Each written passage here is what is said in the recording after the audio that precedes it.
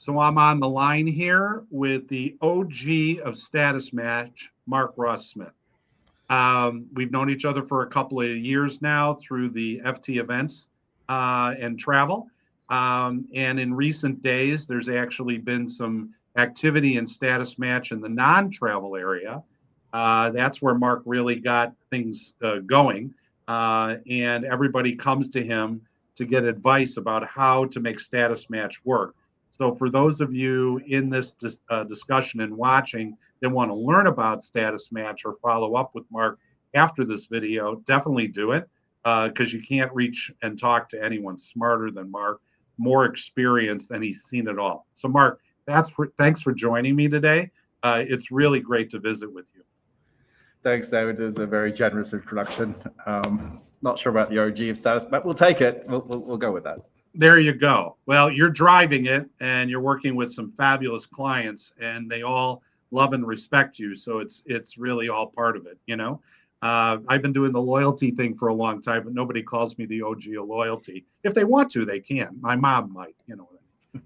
But anyway, may she rest in peace. But give us some background about you, how your career has evolved, where your concentration is. Obviously, I've shared quite a bit. And kind of educate us about what Status Match is all about. Sure. The journey for Status Match started at about 2014. I lived in Australia. I just sold a business at the time, and I was already a frequent traveler. I relocated to Hong Kong and asked the local airline there for a Status Match. I had top tier with another airline. I said, hey, I've just moved here, new city, new prospects, new everything. What can you do for me? And I was super top tier with this one airline, and they offered me a silver status equivalent. And I said, guys, that doesn't cut it. I want something more. And, I said no. They said no. And that's what really started the journey. I'm like, there's got to be a better way. Like the process for requesting a status match from airlines back then was, and still some today, was you send an email. You were begging basically and saying, hey, I've got this. Can you please, pretty please, cherry on top, can you give me gold status? And maybe you wait a week, 2, 3, sometimes you never hear back. And, this is, for probably 2 decades, 3 decades, this is how the world worked. You've got these people that have high value travelers, presumably spending between say $5,000 and $100,000 a year on travel. These are great customers, high yield. And airlines, hotels, maybe unintentionally just ignoring these people, not treating them as, the great customers that they could be.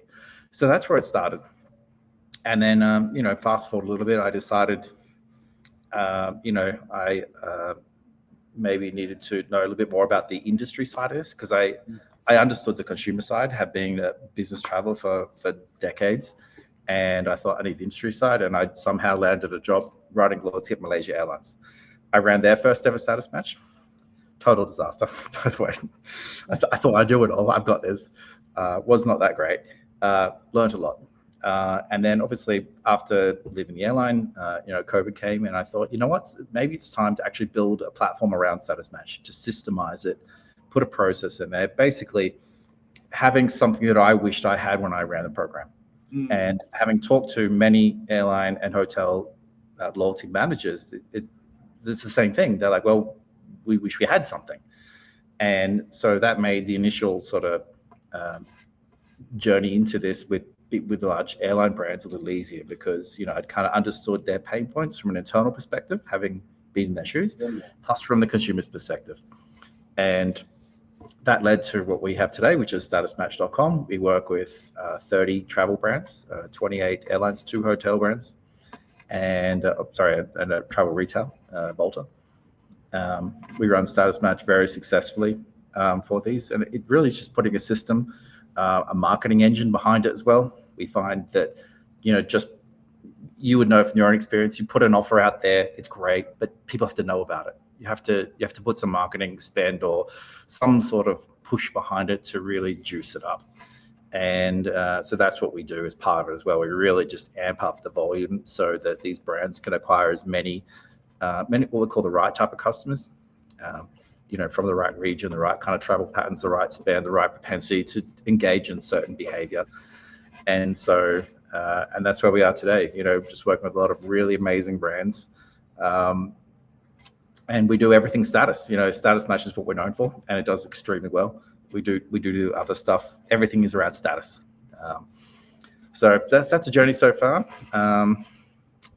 Story. So let me jump in for a little bit.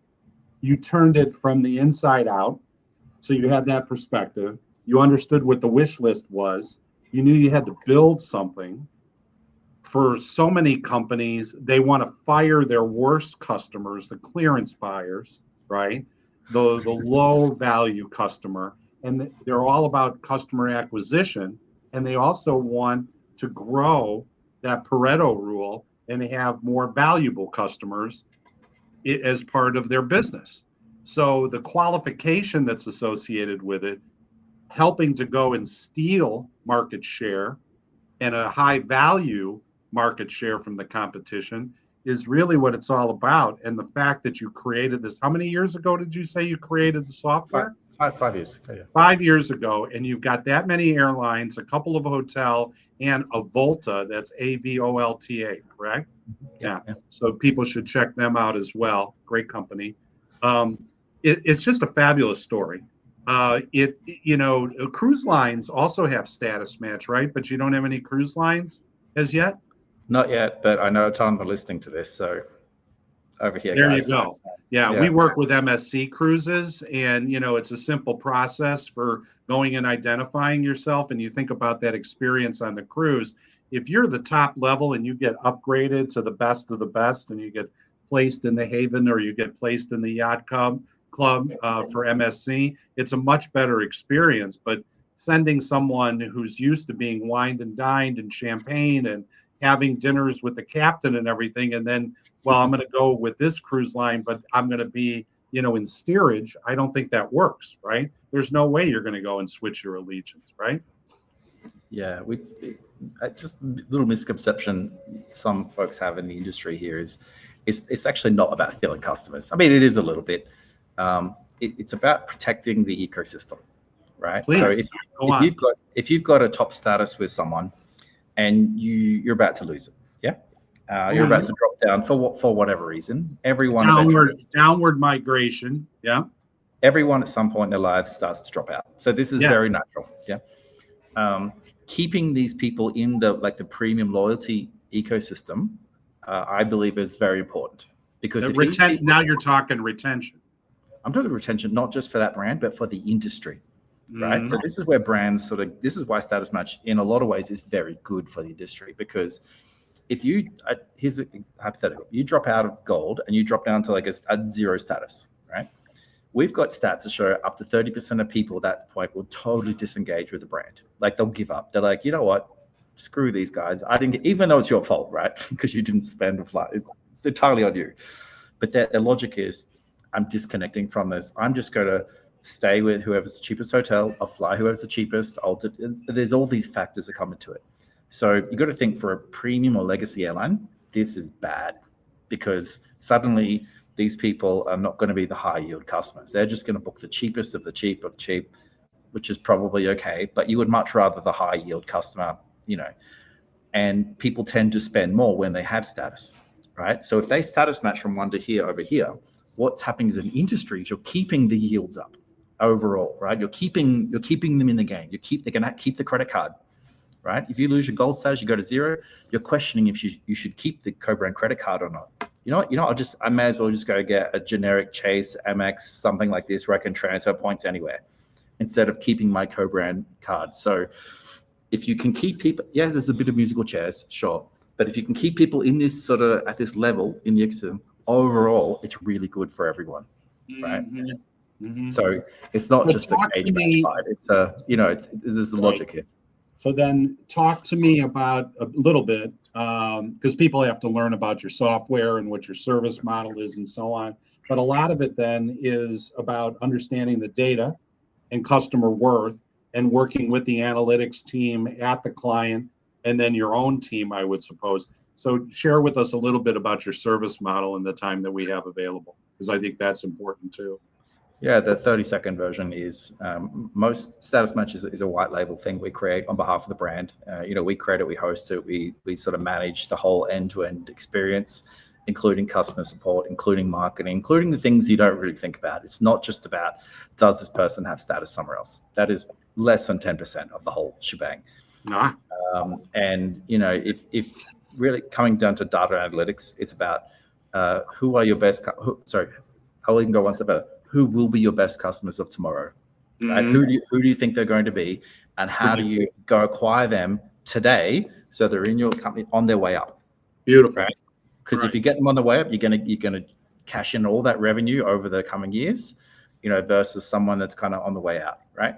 So this is when data. I'm sure I know you guys do a lot with data analytics and helping brands do this kind of stuff. So analyzing, who their best customers are today, who they will be in the future, and then really knowing what that are, using that sort of template it onto a status match campaign, and you've got a perfect recipe for high value customer acquisition.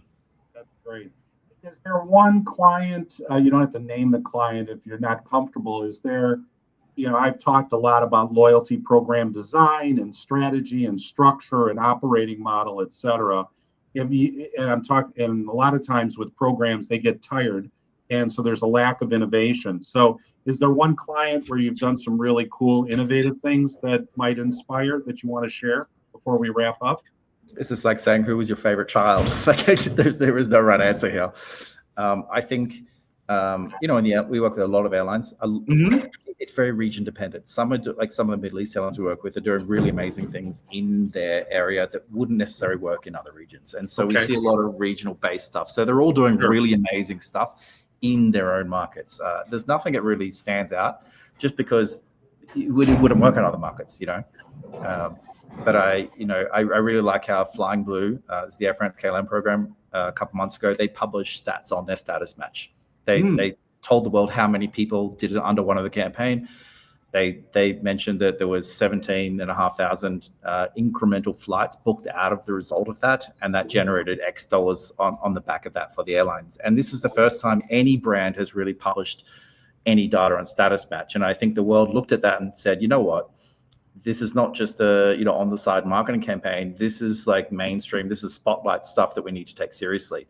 And this is not just for airlines. To your point, cruise, casino, retail, like this is very applicable to any brand. I think understanding the strategy of what you're trying to achieve, I think this is where you guys come in, can really help the brands understand, their journey of customer acquisition and retention and engaging and retaining these people as well. Status match is just a piece of that. And once you understand where it fits in the puzzle, it's like a corner piece of the puzzle. It doesn't quite look right without it there, but you need it there. Once you understand that, then I think there's a really fast, easy path to making money, having more engagement, and all the right metrics that everyone loyalty is looking for. Yeah, very much so in the casino industry. My business partner, Jay Weinberg, has worked in the industry for 20 years. And so that's an active area as well, no doubt. Mark, enjoy Colorado. Peace and love for the holidays. And we're going to be publishing this right away. And thank you so much for sharing, and look forward to visiting you again very soon. Thank you, Mark. Thank you, my friend. Appreciate it. Cheers.